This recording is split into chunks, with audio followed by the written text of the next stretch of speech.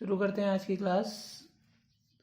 कल कुछ बच्चों ने वीडियो देखा है लेकिन उनको सब्सक्राइब नहीं किया है, तो सब्सक्राइब ज़रूर कर लें वीडियो को, ठीक है, यूट्यूब में जाके। तो जिससे आपको फ़ायदा ये रहेगा कि आपके पास नोटिफिकेशन पहुंचता रहेगा, ठीक है। तो कल हम लोगों ने क्या पढ़ा था? कल हम लोगों ने 10th की चीज़ के साथ एक नई चीज़ पढ़ी थी जिसको हमने कहा था क्वाड्रेंट, है ना। कुछ ऐसा पढ़ा था कल हम लोगों ने कि यहाँ पर फर्स्ट क्वाड्रेंट है, यहाँ सेकंड क्वाड्रेंट है, यहाँ थर्ड क्वाड्रेंट है, यहाँ फोर्थ क्वाड्रेंट है। थर्ड क्वाड्रेंट किसके किसके बीच में था? 0 एंड 90 डिग्री के बीच में, ठीक है। सेकंड क्वाड्रेंट कौन सा था?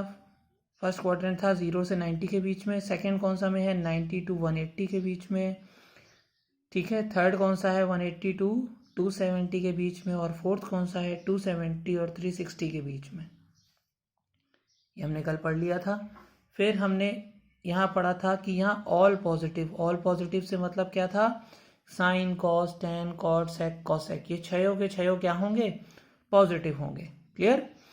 साइन सेकंड में हमने पढ़ा था कि साइन और साइन का अपोजिट, साइन का अपोजिट हमने कहा था 1/, यानी कि ये दोनों पॉजिटिव होंगे और बाकी सारे निगेटिव होंगे। सारे में मतलब 4 बच जाते हैं, 6 ट्रिग्नोमेट्री फंक्शन होते हैं, ठीक। थर्ड में टेन और कॉट पॉजिटिव होंगे, बाकी सारे क्या होंगे? निगेटिव होंगे। फोर्थ में कॉस और सेक पॉजिटिव होंगे, बाकी सारे निगेटिव होंगे। और इसके लिए हमने याद करने के लिए तरीका लिखा था, ऑल स्टूडेंट टेक कॉफी, पढ़ा था ना, ठीक है। तो ऑल मतलब सारे, स्टूडेंट का S, टेक का T और कॉफी का C, ये हमने कल पढ़ लिया था। अब हम इसके बेस पे एक क्वेश्चन करेंगे जो हमें एक्सरसाइज में अब शुरू होगा, और कहाँ ये काम आता है ये भी समझ में आएगा। हमने एक वैल्यू लिखी कि साइन थीटा इक्वल्स टू 3/5, ठीक है, कि साइन थीटा कितना है? 3/5 है। तो अब अगर हमारे पास क्वेश्चन में 10th पे अगर हम वापस जाएं कि साइन थीटा की अगर वैल्यू दी हुई हो और बाकी सारे ट्रिग्नोमेट्री फंक्शंस निकालने हो, था ऐसा question, find the all trigonometry functions, है ना। तो हमें अगर निकालना हो तो हम दो तरीके से निकाला करते थे। एक, हम ऐसा एक ट्रायंगल बना लेते थे 90 डिग्री का, ठीक है, और एंगल जो थीटा दिया हुआ है इसको यहाँ लिख लेते थे। एंगल क्यों बनाना जरूरी होता था? क्योंकि अगर हमने एंगल नहीं बनाया तो हमें परपेंडिकुलर यानी कि लंब नहीं पता चलेगा, ठीक है। तो हमें जब थीटा बनाएंगे तो इसका मतलब इसके सामने वाला परपेंडिकुलर यानी कि लंब है, ठीक है। हिंदी इंग्लिश दोनों में बोलता चल रहा हूँ जिससे किसी को प्रॉब्लम नहीं होगी, ठीक। ये अपने को पता ही है, हाइपोटेन्यूज है यानी कि कर्ण, और ये आधार है यानी कि बेस, ठीक है। तो अब अगर हम 3/5 की बात करते हैं तो यही होगा, पढ़ा हुआ आपने, पंडित पद्मी प्रसाद हरर बोले के हिसाब से P/H हो गया। और अगर हिंदी मीडियम में पढ़ा है तो हमने पढ़ा है लाल बटे कक्का यानी कि लंब बटा कर्ण, तो दोनों के हिसाब से ये चीज बनेगी, ठीक। और हम आधार कैसे निकाल लेते थे यानी बेस? पाइथागोरस थ्योरम से, ठीक है। पाइथागोरस थ्योरम क्या होती है? इसका स्क्वायर माइनस इसका स्क्वायर, तो 25 - 9 कितना हुआ? 16, और 16 का रूट क्या होता है? 4। यही करते थे, या तो ये करते थे या हम आइडेंटिटी लगा देते थे। आइडेंटिटी का मतलब हमने जो फॉर्मूले पढ़े थे, sine square theta equal to 1 minus cos square theta, ठीक है, या cos square theta equal to 1 minus sine square theta. तो हमने ये सारे के सारे आइडेंटिटी से भी हम वैल्यूज निकाल सकते हैं, ठीक है, हमने निकाली भी होंगी शायद। तो अगर अब हम चाहे किसी से भी निकालें, हमें बाकी पहले ट्रिग्नोमेट्री फंक्शंस निकालने हैं, तो मान लो हमने निकाल लिए, ठीक है। तो हमने कौन कौन से निकाले? हमने कॉस थीटा निकाला, हमने टेन थीटा निकाला, हमने कॉट थीटा निकाला, हमने सेक थीटा निकाला, हमने कोसेक थीटा निकाला। 6 हो गए, ठीक है। पहले हम थोड़ा सा जो 10th में था वही करेंगे, उसके बाद इसका 11 से क्या रिलेशन है वो पता चलेगा। कॉस क्या होता है? बेस अपॉन हाइपोटेन्यूज यानी कि 4/5। टेन थीटा क्या होता है? परपेंडिकुलर अपॉन बेस यानी कि 3/4। कॉट थीटा क्या होता है? टेन का अपोजिट यानी कि 4/3। सेक क्या होता है कॉस का अपोजिट यानी कि 5/4, और कॉसेक क्या होता है साइन का अपोजिट यानी कि 5/3। कोई प्रॉब्लम नहीं, ये हमने 10th में किया था। अब 11th में कैसे क्वेश्चन आएगा? 11th में हमसे ये कहेगा कि ये जो साइन थीटा है ये किसी एक क्वाड्रेंट में है, जो हम क्वाड्रेंट पढ़ चुके हैं, ये हमने भी क्वाड्रेंट पढ़ लिया ना। अब आपको थोड़ा सा ध्यान ये रखना है कि अगर क्वेश्चन गलत आया या सही, ये भी आपको पहचानना है कि अगर हमने 3/5 जो भी आपको दिया है वो पॉजिटिव दिया है ना। जब हमने आपको ये 3/5 पॉजिटिव दिया है तो इसका मतलब ये हुआ कि अब ये साइन अगर हम इसमें देखें तो दो जगह पे पॉजिटिव होता है। ऑल यानी कि यहाँ फर्स्ट में सारे पॉजिटिव यानी कि साइन पॉजिटिव होगा, और सेकंड में साइन और कॉसेक यानी कि यहाँ पॉजिटिव होगा। अगर इन दोनों में चले जाते तो अगर साइन थीटा दिया होता तो निगेटिव दिया होता, तो हमें या तो क्वेश्चन में इसके लिए फर्स्ट क्वाड्रेंट देगा या सेकंड क्वाड्रेंट देगा। फर्स्ट क्वाड्रेंट हमें 9th में दे चुका है, 10th में हम जिसके लिए ये सारा करते थे, ये सारा फर्स्ट क्वाड्रेंट के लिए हम करते थे। ठीक है, अब हमें फर्स्ट क्वाड्रेंट के आगे भी देगा, ऐसा नहीं कि फर्स्ट नहीं दे सकता, लेकिन फर्स्ट के आगे भी देगा। ठीक है, तो अब अगर उसने हमें ये दिया है कि ये क्वेश्चन जो है ये सेकंड क्वाड्रेंट में है, तो हमने चेक किया कि भाई साइन सेकंड में पॉजिटिव होता है, तो हमें क्वेश्चन सही दिया गया है, क्वेश्चन की कोई प्रॉब्लम नहीं है। ठीक, तो अब हमने क्या किया, अब हमने यहाँ चेक किए क्या करना है। इतना काम आपको पहले बिल्कुल 10th जैसा कर लेना है, इसमें कुछ भी ऐसा नहीं है जो आपको नहीं वहां जैसा नहीं करना है। नया क्या करना है कि अब सेकंड क्वाड्रेंट में आपको देखना है कि साइन और कोसेक दो ही पॉजिटिव होते हैं, तो आपको इन दोनों को पॉजिटिव छोड़ना है, बाकी सब में माइनस का साइन लगा देना है, तो ये आपका आंसर हो जाएगा।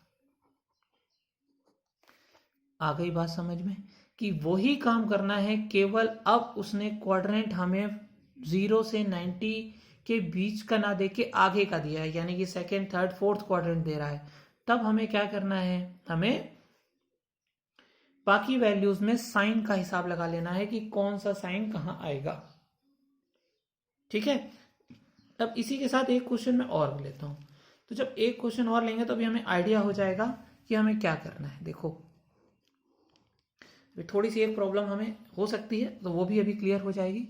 मान लो मैंने एक क्वेश्चन दे दिया कि cos theta equal to 12/13 minus का। ठीक है, तो अब हमें क्या करना है, देखो शुरुआत हमें ये सोच के चलनी है कि माइनस है ही नहीं क्वेश्चन में, ध्यान रखना, नहीं तो आप कैलकुलेशन में गड़बड़ी कर देंगे। ठीक है, तो अब हमें पहली बात cos थीटा -12/13 दिया गया है, तो आप पहले खुद ही जज कर लीजिए कि ये कहाँ कहाँ हो सकता है। तो ये देखो यहाँ cos पॉजिटिव होता है, ठीक, लेकिन हमें निगेटिव दिया गया है, तो इसका मतलब यहाँ नहीं है। ठीक है, फिर यहाँ cos निगेटिव होता है, इसका मतलब या तो ये सेकंड में है या ये थर्ड में है, क्योंकि यहाँ दोनों में cos होता है निगेटिव और इन दोनों में होता है पॉजिटिव। ठीक है, हर बार एक जब पूरा चक्कर लगता है, ठीक है, ये पूरा चक्कर है, तो जब भी एक पूरा चक्कर होगा तो हर वैल्यू दो जगह पॉजिटिव और दो जगह निगेटिव होगी। ठीक है, तो अब देखो जब ये निगेटिव है तो अब मान लिया हमने कि उसने हमें दिया है थर्ड क्वाड्रेंट, कि ये तीसरे चतुर्थांश में है। ठीक, तो अब हम बाकी काम करना शुरू करते हैं। हमने एक ट्रायंगल बनाया, आप चाहे तो ट्रायंगल के नाम भी दे सकते हैं, ABC, जैसे मैंने यहाँ नहीं दिए थे, वो आपकी मर्जी, आप दे सकते हैं। ठीक है, मैंने यहाँ दे दिया PQR, अब ये 90 डिग्री शो किया और इसको हमने थीटा शो किया है क्योंकि ये थीटा है। तो अब हमें पता है बेस अपॉन हाइपोटेन्यूज होता है, तो ये 12 हो गया, ये 13 हो गया। ठीक है, अब हमने क्या किया, ये निकाला पाइथागोरस थ्योरम से। देखो माइनस मैंने कहीं नहीं लगाया, अपने आप आएगा आंसर में। 13 का स्क्वायर हुआ 169 और 12 का स्क्वायर हुआ 144, है ना। तो 169 से 144 क्या, कितना बचा, 25 का रूट किया कितना आया। ठीक है, अब आगे क्या करना है, हमने क्या सारी वैल्यूज निकालनी है। कॉस दी हुई है तो एक तो हम साइन थीटा निकालेंगे। ठीक है, कॉस पता ही हमें, फिर हम tan निकालेंगे, कॉट निकालेंगे, सेक निकालेंगे, कॉसेक निकालेंगे। ठीक है, अब निकालते चलो ट्रायंगल के हिसाब से कि साइन थीटा कितना होता है। परपेंडिकुलर अपॉन हाइपोटेन्यूज यानी कि 5/13 हो गया। टेन थीटा क्या होता है, परपेंडिकुलर अपॉन बेस होता है। ठीक है, कॉट थीटा क्या होता है, टेन का उल्टा यानी कि 12/5 हो गया। सेक थीटा क्या होता है, कॉस का यानी कि 13/12 हो गया। कॉसेक थीटा क्या होता है, साइन का उल्टा यानी कि 13/5 हो गया। सारी वैल्यूज निकालनी, क्या ध्यान में रखते हुए कि अभी क्वेश्चन में माइनस नहीं है।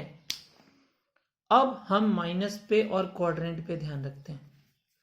ठीक है, अब हमने क्वाड्रेंट देखा थर्ड हमने नज़र मारी कि भाई थर्ड में टेन और कॉट होते हैं पॉजिटिव, बाकी जो बच गए वो सारे होते हैं निगेटिव। तो अब हमने टेन और कॉट को छोड़ा पॉजिटिव और बाकी सब में लगा दिया माइनस का साइन, तो हमारे पास क्या आ गया, हमारे पास सारे फंक्शंस आ गए। क्लियर हो गई बात। ठीक है, तो अब आपको ये समझ में आ गया कि अगर वैल्यूज दी हुई हैं हमें किसी भी ट्रिग्नोमेट्री फंक्शन की, तो हम क्या कर सकते हैं, हम उनके बाकी सारे वैल्यूज निकाल सकते हैं। अब वो चाहे किसी भी क्वाड्रेंट में हो, चारों में से हमें कोई फर्क नहीं पड़ता कि वो कौन से क्वाड्रेंट में है, प्लस दिया है कि माइनस दिया है। अब हम वो सारी चीजें सीख चुके हैं। ठीक है, तो अब आपको क्या करना है, आपको 3.2 खोलनी है बुक की। ठीक है, अगर बुक नहीं है तो आप नेट पे ओपन कर लीजिएगा, आपको नेट में बुक मिल जाएगी, ऑनलाइन आपको बुक मिल जाएगी, अपने साइट पे ही मिल जाएगी। ठीक है, और अगर कहीं नहीं मिलती है, मान लो राजस्थान बोर्ड की, तो आपकी एनसीईआरटी बुक्स है। ठीक है, 11th वालों की अब एनसीईआरटी बुक्स लग चुकी हैं, तो आपको सीबीएसई की डाल देना, सीबीएसई की डाल दो या केवल एनसीईआरटी डाल दोगे तो भी आपको बुक्स अवेलेबल हो जाएंगी, जिससे आपको क्वेश्चन मिल जाएंगे। ध्यान रहे, अगर सोल्यूशन भी मिल रहा है तो आप सोल्यूशन नहीं देखें, क्योंकि अगर आपने सोल्यूशन एक बार मैथ में देखना शुरू कर दिया तो आपको मैथ्स समझ में आनी बंद हो जाएगी। और आप कोशिश करना, क्योंकि जब तक आप मैथ में कोशिश नहीं करेंगे मैथ कभी रटी नहीं जा सकती। ठीक है, हम एक आध पॉइंट रट सकते हैं, हम ट्रिक्स रट सकते हैं, लेकिन हम कॉन्सेप्ट नहीं रट सकते। ठीक है, तो ये बात आपको ध्यान रखनी है कि एक एक चीज को समझना है। क्वेश्चन का सोल्यूशन आप देखिए, बिल्कुल देखिए, लेकिन तब देखिए जब आप कोशिश कर चुके हो। ठीक है, आपको कोशिश करने के बाद भी अगर आंसर नहीं आया तब आप उसका सोल्यूशन देखिए, और अगर सोल्यूशन भी समझ में नहीं आया तो आप उसको भूल जाइए, आप पहले टीचर से पूछिए कि सर हमें नहीं आया। ठीक है, ये नहीं हो कि आपको नहीं आया तो आपने उस क्वेश्चन का सोल्यूशन रट लिया, ऐसा करने से कोई फायदा नहीं होगा, क्योंकि एक ही तरीके में 10 तरीके के क्वेश्चन बन सकते हैं। तो आपने अगर उसको रटा और मैंने दूसरा क्वेश्चन पूछ लिया तो आपको नहीं आएगा। बात आ गई ना समझ में। तो आपको अब मैं जो कह रहा हूँ 3.2 एनसीईआरटी का क्वेश्चन करिएगा। शुरुआत के 5 या 6 क्वेश्चन हैं, आपको देखते ही समझ में आ जाएंगे कि मैंने जो क्वेश्चन कराए हैं उनसे मिलते जुलते हैं या नहीं है। अब ये मत करिएगा कि 3.1 सर ने क्यों चुड़ा दी, अभी हम 3.2 के बाद 3.1 में भी आएंगे।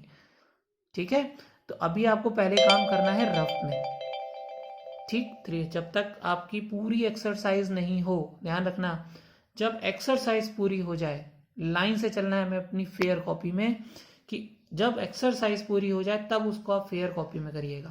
पहले आपको रफ में करना है। ठीक है, और रफ में कर जब 3.2 हो जाए, 3.1 भी हो जाए, तब आप फेयर में कर लीजिए कि 3.1 हो गई है, अब हम लाइन से करेंगे, 3.1 हो गई, 3.2 हो गई। ठीक, जिससे आपकी प्रैक्टिस भी अच्छी हो जाएगी। ठीक है, क्लियर। तो आज के लिए इतना बहुत है, और कहीं कोई डाउट हो तो मेरे को मैसेज भी आप इस पे भेज सकते हैं, यूट्यूब पे चैनल पे आप कमेंट कर दीजिएगा कि सर ये प्रॉब्लम आ रही है, तो मैं वहाँ समझा दूंगा। ठीक है, या पर्सनल भी मुझे मैसेज कर सकते हो कि सर ये प्रॉब्लम आई है। ठीक है, लेकिन मैसेज ही करना, फोन नहीं करना। ठीक है, चाहो तो मैं तुम्हें नंबर लिख देता हूँ कि आप मेरे नंबर पे मैसेज कर दीजिएगा। तो 9799892482 ये व्हाट्सअप नंबर है मेरा, तो आप इस पे मैसेज कर दीजिएगा कि सर ये प्रॉब्लम आ गई है, या आप यूट्यूब चैनल पे ही कमेंट कर दीजिएगा तो भी प्रॉब्लम नहीं। ठीक है, क्योंकि जब तक क्लियर नहीं होगा हम आगे नहीं बढ़ेंगे। क्लियर? ओके, आज के लिए सफिशिएंट।